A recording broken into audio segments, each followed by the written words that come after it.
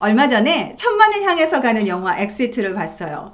어머니 칠순잔치에 집안 어른들이 다 모여 있는데 이 주인공 조정석이 너무너무 가기 싫어하는 거예요. 결국에는 여기저기 불려다니면서 인사를 하다 보면 뻔한 질문 공세를 받게 되니까요. 그러자 아예 자동으로 말합니다. 네, 저 아직 장가 못 갔고요. 취직도 아직 못했습니다.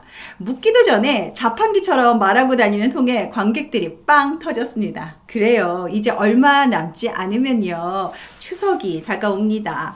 제발 올해 추석에는요. 이렇게 웃지 못할 웃긴 일 생기지 않았으면 좋겠어요. 뉴스를 보니까 언제 결혼하느냐 하는 친척들의 관심에 지쳐서 해외여행을 떠나는 젊은이들이 많다고 합니다.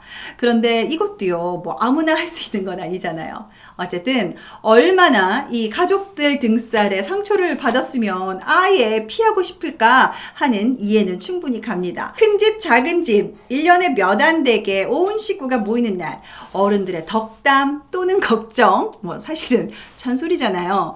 젊은이들에게 너무나 부담입니다. 아니, 부담을 넘어서 상처가 되죠. 듣기 싫은 말 첫 번째는요, 결혼에 관한 질문이라고 하네요. 일단은 뭐 가볍게 시작하죠.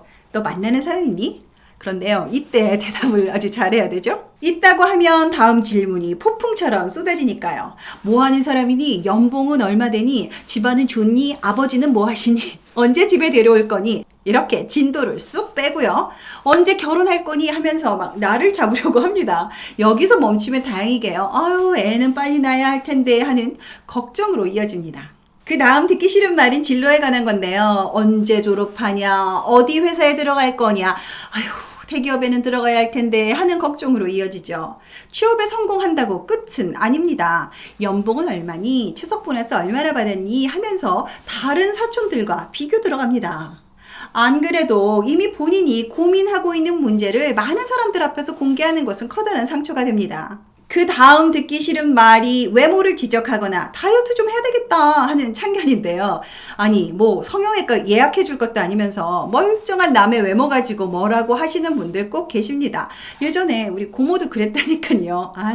지금까지 살펴본 이 세 가지 유형의 질문은요, 공통점이 있는데요. 바로 지극히 개인적인 신상에 관한 것입니다. 그래서 민감하고 예민해질 수밖에 없는 거죠. 반가워서 궁금해서 그래요. 시작은 좋은 뜻이지만 아무 생각 없이 계속 하다 보면 무심코 던진 말이 다른 사람에게는 비수가 돼서 가슴에 꽂힙니다. 가족이라고 막 아무 생각 없이 개인사를 공개적으로 묻는 뻔한 질문은 하지 않기로 해요. 말 한마디에 왜 그렇게 예민하게 굴어? 오랜만에 만나서 근황 토크도 못해? 하고 말할지도 모릅니다. 그런데 문제는 이런 뻔한 질문들이 지극히 개인적인 일에 대한 것이기 때문에 듣는 사람에게는 예민하고 무례하고 심지어는 상처까지 줄 수 있어요. 아무리 나이가 어려도요, 존중받아 마땅한 인격체잖아요. 뭔가 좋은 소식이 있거나 나눌 이야기가 있으면 벌써 했겠죠. 누가 묻기 전에 말이죠. 여러분, 이런 뻔한 질문은요, 우리를 뻔한 사람이 되게 할 뿐만 아니라 추석 명절이 집에 가기 싫은 날이 되게 만드는 겁니다. 그런데 참 웃기는 것이 우리도 다른 친척들한테 잔소리 듣기 싫어하면서 또 우리보다 어린 조카들한테는 꼭 이래요. 공부 잘하고 있지? 올해 뭐 스카이 꼭 합격할 수 있니? 아니, 자기들도 못 가놓고 애들한테 어느 대학 갈 거니? 아니, 그게 마음대로 되냐고요. 뭐 이런 질문을 또 합니다. 이런 말보다는요, 공부하느라고 힘들지, 열심히 하고 있네, 이렇게 성적이 좋건 나쁘건 공감의 마음을 전해주는 게 좋아요. 중고생들이요, 가장 듣고 싶은 말이 용돈 많이 필요하지? 라고 합니다.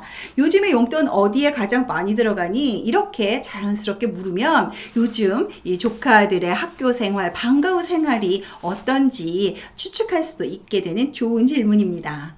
뻔한 질문이 문제인 두 번째 이유는요, 그 사람 인생에 아무런 도움이 되지 않는다는 데 있어요. 뭐 좋은 사람이 있는데 한번 만나볼래? 하든가.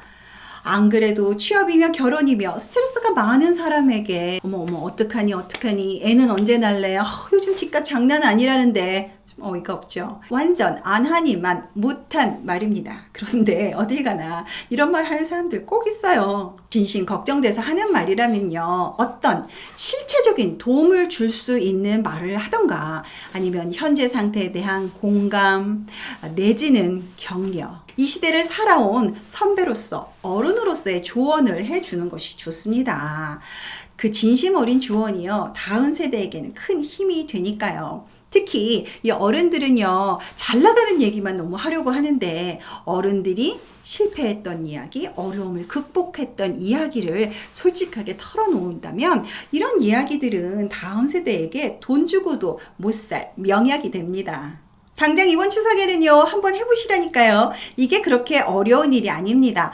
바로 여러분이 듣고 싶은 말을 상대에게 해주시면 돼요.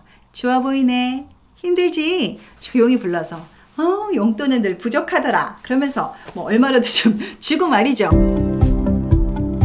우리는 뭔가 크고 멋지고 막 위대한 사람이 되어야 한다는 그런 것들을 막 자랑하고 싶은 그런 강박적인 생각들이 참 많아요. 하지만요, 사실 다 힘들어요. 힘들지? 다 알아. 하는 진심 어린 눈빛, 따뜻한 포옹이 100마디 말보다 나을 때가 있습니다. 이번 추석에는요, 말은 좀 다이어트하고 더 많이 들어주고 꼭 안아주는 스킨십의 대화를 해보시기 바랍니다. 이 방송을 보고 있는 여러분은요, 제발 개념 있는 가족, 개념 있는 이모, 고모, 오빠, 언니, 삼촌, 누나가 되셨으면 합니다. 오늘 방송이 도움됐다면 구독, 좋아요 눌러주시고요. 알람 해두시면 다음 방송 놓치지 않을 수 있어요.